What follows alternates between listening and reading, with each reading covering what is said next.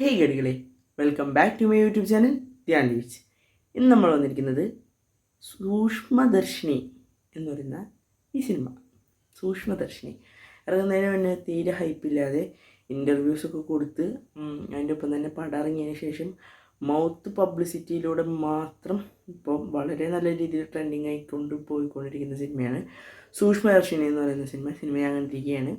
സിനിമയെ പറ്റിയിട്ടുള്ള എൻ്റെ വ്യക്തിപരമായ അഭിപ്രായമാണ് ഞാൻ ഇവിടെ പറയാൻ ശ്രമിക്കുന്നത്. അതായത് സിനിമ പറയുന്ന ആ ഒരു ലെവല്, അതായത് എല്ലാവരും പറയും കിടിലൻ മൂവിയാണ്. സംഭവം ശരിയാണ്. മേക്കിംഗ് വൈസ് ആയാലും എല്ലാ കാര്യങ്ങളും കിടിലനാണ്. കുറേ അധികം ട്വിസ്റ്റുകളുണ്ട് അതിൽ. 2-3 കൊള്ളാം. ഓക്കെ, അത് നല്ലൊരു അടിപൊളി സാധനം. ബാക്കിയൊക്കെ എനിക്ക് പേഴ്സണലി പ്രെഡിക്റ്റബിൾ ആയിരുന്നു. അപ്പോൾ നിങ്ങളോരും ഗോട്ട് നല്ലതാണെന്ന് പറഞ്ഞാൽ, ദേവനെ നല്ലവനാന്ന് പറഞ്ഞാൽ, നല്ല പടമാണെന്ന് പറഞ്ഞവരാണ് നീ എന്നിട്ട് സൂക്ഷ്മദർശിനി ബ്രോ, ഈ പടങ്ങൾക്കൊന്നും ഞാൻ ഹൈപ്പിടാണ്ടാണ് പോയത്. ബട്ട് ഈ ഇൻ്റർവ്യൂ മൗത്ത് പബ്ലിസിറ്റി ഒക്കെ കയറിയിട്ട് ഞാൻ കിഷ്കിൻ്റാകാണ്ടൊക്കെ പ്രതീക്ഷിച്ച് പോയി. കിഷ്കിൻ്റാകാണ്ടത്തിൽ ഒരു ട്വിസ്റ്റ് ഇടണമെങ്കിൽ ആ ട്വിസ്റ്റ് നമുക്ക് പ്രെഡിക്റ്റ് ചെയ്യാൻ പോയിട്ടൊന്നും ചിന്തിക്കാൻ പോലും പറ്റില്ല. സൂക്ഷ്മദർശിനിയാണെങ്കിൽ എല്ലാവരെ എന്നെ പോലെ അങ്ങനെ പടം തുടങ്ങി കഴിഞ്ഞ് അപ്പോൾ തന്നെ ട്വിസ്റ്റ് അറിയാൻ പറ്റുന്ന ഒരാളാണെന്ന് ഞാൻ പറയുന്നില്ല. എന്നാലും സിനിമ നമുക്ക് കാണാം, 1 ടൈം വാച്ചബിൾ, അത്രേ ഉള്ളൂ ബ്രോ. കാരണം കുറച്ച് കാലത്ത് എനിക്ക് ചെറുതായിട്ട് വലിച്ചിൽ അനുഭവപ്പെട്ടു. എനിക്ക് സ്ലോ പേസ് ത്രില്ലേഴ്സ് ഇഷ്ടമാണ്, എന്നാലും ഒരു ചുരുങ്ങിയ ചുറ്റുവട്ടം മനസ്സിലായി. അതായത് ഒരു മിസ്റ്ററി ഒരു ബിൽഡ് ചെയ്യാൻ ശ്രമിച്ചിട്ടുണ്ടെങ്കിലും ക്ലൈമാക്സിൽ ചെറുതായിട്ട് അലമ്പായി.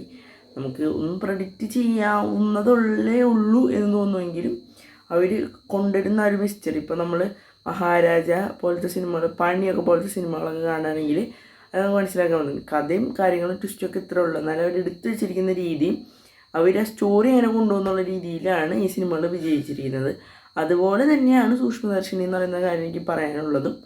പടം കുഴപ്പമില്ല, അത്രേ പറയാനുള്ളൂ. ജസ്റ്റ് ഒരു ആവറേജ്. ഇത്ര ആൾക്കാർ പറയുന്ന പോലെ കയറ്റി വയ്ക്കാൻ മാത്രമുള്ള പടമൊന്നും എനിക്ക് ഫീൽ ചെയ്തിട്ടില്ല. എന്നാലും നമുക്ക് തിയേറ്ററിൽ പോയി കണ്ടാൽ അതിൽ നഷ്ടമില്ലാത്തതായിട്ട്, ഇത് എൻ്റെ പേഴ്സണൽ ഒപ്പീനിയൻ മാത്രമാണ്. പലർക്കും വളരെയധികം ഇഷ്ടമായി എന്നാണ് പറയുന്നത്. കുറച്ച് ചുരുക്കം പേര് മാത്രമാണ് നെഗറ്റീവ് എന്നല്ലാതെ ഒരു എൻ്റെ പോലെ തന്നെ ഒരു ആവറേജ് റെസ്പോൺസ് പറഞ്ഞത്. അത് എന്താണെന്നറിയില്ല. ചിലർക്ക് കിഷ്കിണ്ടാകാണ്ട് ഇഷ്ടമായില്ല. കുറേ പേർക്കല്ല, എനിക്ക് കുറച്ച് പേർക്ക് കിഷ്കിണ്ടാകാണ്ട് ഇഷ്ടമായില്ല. പക്ഷെ എനിക്ക് കിഷ്കിണ്ടാകാണ്ടും അത്യാവശ്യം വർക്കായ സിനിമയാണ്. പക്ഷെ സൂക്ഷ്മദർശിനി എനിക്ക് വർക്കായില്ല.